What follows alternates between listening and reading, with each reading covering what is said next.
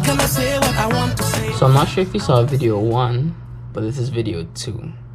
And I don't know if you noticed, but like for each of the videos that played on anime, I gave like 2-minute like descriptions and what I think I like about them. I did a voiceover and gave it a whole video. I'm going to do that again. So I hope you like it. One Punch Man. This anime has 2 seasons, 24 episodes, and we're currently waiting for season 3. We've been waiting for a while.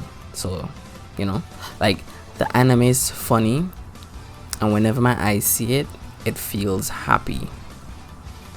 Like, so it's in a world where being a superhero, that's an occupation, you know, and you have to do a whole test to see if you can, like, you know, reach the standard that they need you to be to become a hero. Then you have requirements as a hero that you have to fulfill, so the government can give you like your pay or your stipend or whatever you call that shit, right?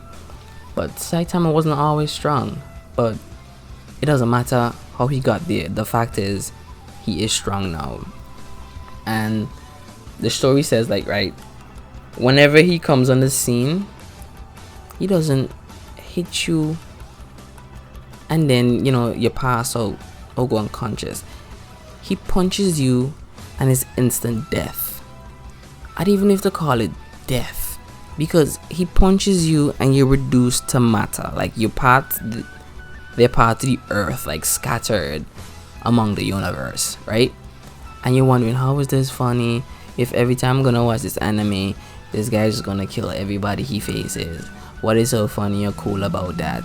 How all the fights looking cool? Are they just beating up on this guy and then, you know, he just punched him and they die? No, the story follows not just the main character, but the hero association as a whole. So you see all this cool guy, like the top 10 people, and you're like, I wonder how these top 10 people fight.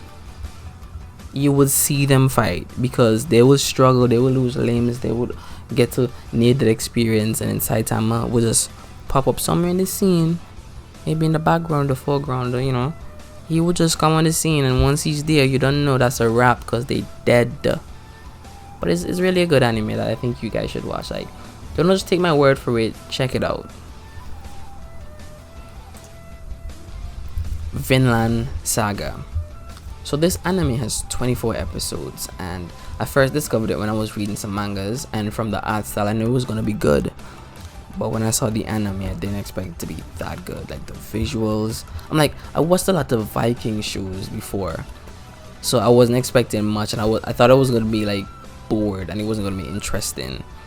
But the way how they do things in this anime, they couldn't do in just regular shows. Like, the art style was nice. Like, it was really nice. Like, it talks about the story of this Viking, and who, after a while, he just got tired of killing. He had to change of heart and he tried to escape. So he went into the only witness protection that was available in their time. He faked his death in battle, and it so happened was it happened on sea. So while all the wreckage and fighting and carnage happened, he just dived under the water, got like cleared distance away from the whole battle, made it to land, started over new, went to the farthest end of the world to go live, had the child, and for somehow he got discovered like a couple years later after he had like 2 kids, right? And they took him away, and his son like secretly stored on the boat that, you know, they were on.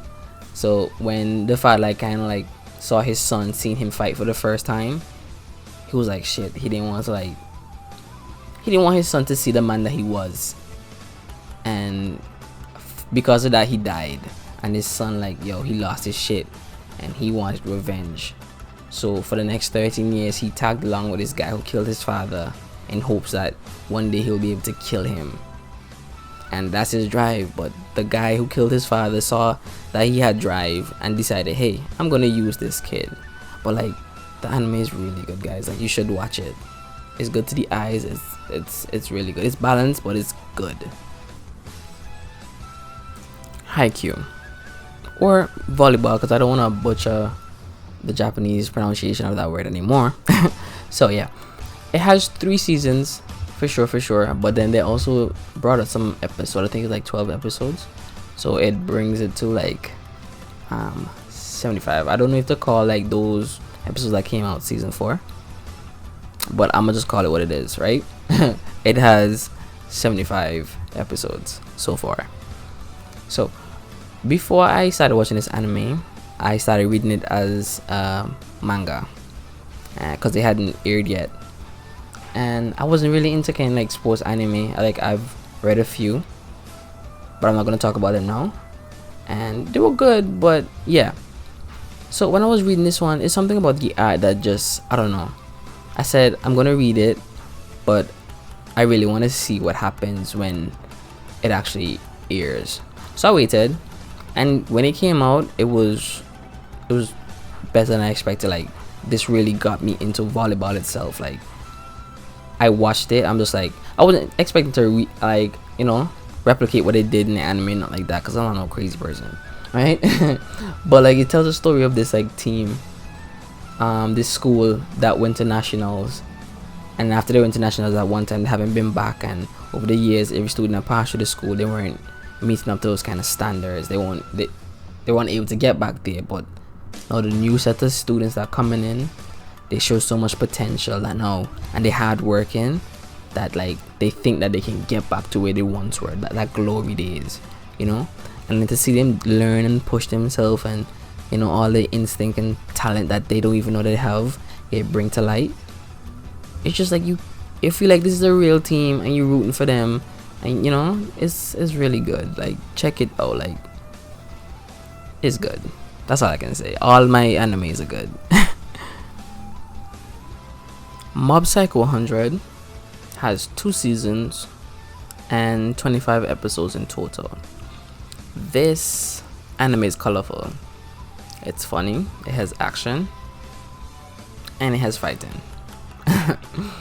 MobPsych 100 is really interesting because the main character of the show, he's a psychic, or esper they call him. So his psychic power is like super strong, and because he can't control them and he's afraid of hurting his loved ones, he hides it because it's triggered by his emotions, and I guess that's something he can't control too well. So his emotion powers, he keep them shackled down, so he doesn't display them. So he comes off as weird and more like a background character. So people will see him and not notice him, or they will see him and just say, "Ah, look at his face, look at him, he's just so, normal." Like, his nickname is Mob, right? And he got involved with his mentor of his, who say he's gonna teach him how to use his powers for good and how to control them. But the guy who's mentoring him is a con artist who's using him to make a profit. But he's so oblivious to that happening that Mob just goes along with it, like if he's gullible, but he's a smart youth, right? But this kid got problems. Like, he's so strong. He's like, he comes off like a Saitama, and like, he's strong, but it's not like no one punch thing. It's just like, you think you're strong, but he's stronger than you, and he knows it, but he doesn't show it because violence isn't his number one go-to. He's timid. He knows he can hurt people with his powers, so that's why he doesn't like to use it. But check this anime out. Like, it's really out there. Like, it's nice to your eyes. Made in Abyss is an anime with 13 episodes, but the manga continues that story and adventure. So I'm not gonna tell you to really appreciate this, you have to read the manga or anything, but the way how they brought this thing to life, like, it's adventure and discovery, something you've never seen before. It's like, so the Abyss is this vertical pit that was discovered somewhere in the ocean, right? And it goes down to depths that nobody knows, but they have records to about, human beings have gone down to about like 200,000 meters below the water level, right? And each layer going down has different, like, an ecosystem, different life forms, each layer, right? So there's a crazy thing about the Abyss, right? But since it came out on the scene, it brought new work for people. So people go down and hunt for treasure and relics and all kind of remnants of ancient yet advanced civilization, and those had values when they brought them back up. But the abyss has this crazy thing about it. They call it the curse of the abyss, and the symptom affects every living thing that ascends from within the abyss, right? So the deeper down you go, the more severe the symptom is when you climb back up, right? And there's no conventional way to avoid the effects of the curse. But like, it's really good. Like, the story follows this little girl who goes on an adventure after she finds this strange companion, this robot looking dude, and she said, alright, boom, my mom's down there somewhere, she hasn't been back up, and I'm gonna go down to meet her. I want to see if she's still alive. I want to see if she's down there. I'm gonna go down and find her, you know, experience what she experienced, because she gave birth to her while she was down in the abyss and brought her back up and then went back down, and she just need to know what's happening. But like, it's a really good anime. Like, check it out. It's nice.